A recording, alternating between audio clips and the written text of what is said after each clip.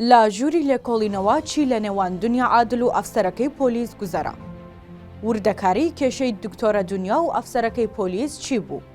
ئایا دکتۆرە نمایشکارەکەی سلێمانی بە چەند مانگ سزای زیندانی دەدرێت؟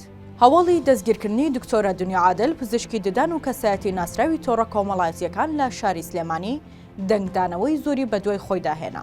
ئەوەش دوای ئەوەی سەرکەوت ئەحمەد و تەبێژی پۆلیسی سلێمانی ئاشکرای کرد کە دنیا عادل لەسەر سکاڵای ئەفسەرێک دەستگیر کراوە. سەرچاوەیەک لە پۆلیسی سلێمانی بە تیواری ڕاگەیان دنیا عادل بە مەبەستی دۆسیەکی یاسایی بانگهێشتی بنکەی پۆلیسی ئەزمەر کراوە. بە هەمان شێوە دکتۆرە دنیاش سکاڵای لەسەر چەند کەس و پەیجێک هەبووە بە تۆمەتی ناوزڕاندن. بۆیە لە کاتی وەرگرتنی وتە لە بەردەم پۆلیس و لە بنکەی پۆلیسی ئەزمەر لەگەڵ ئەفسەری لێکۆڵەری بنکەکە دەبێتە دەمەقاڵە و شەڕیان.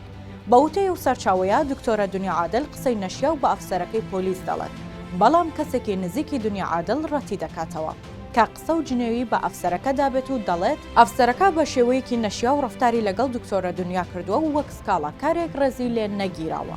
وتیشی دکتۆرە دنیا هەڵچوونی هەبووە بەرامبەر ئەفسەرەکە، بەڵام سوکایەتی پێ نەکردووە. دوای ڕووداوەکە ئەفسەری لێکۆڵینەوەی بنکەی پۆلیسی ئەزمەر سکاڵا لەسەر دنیا عادل تۆمار دەکات و بە پێی مادەی 229 لە یاسای سزادانی عێراقی دکتۆرە دنیا دەستگیر کراوە.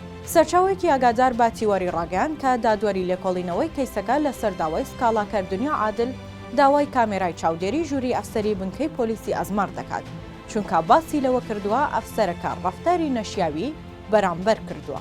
ئەو مادەی کە سکاڵای پێ لەسەر دکتۆرە دنیا تۆمارکراوە تایبەتە بە سوکایەتی بە کارمەندانی دەوڵەت و پەلاماردانیان. سزاکەشی لە 3 مانگەوە بۆ 3 ساڵ زیندانی دەست پێ دەکات.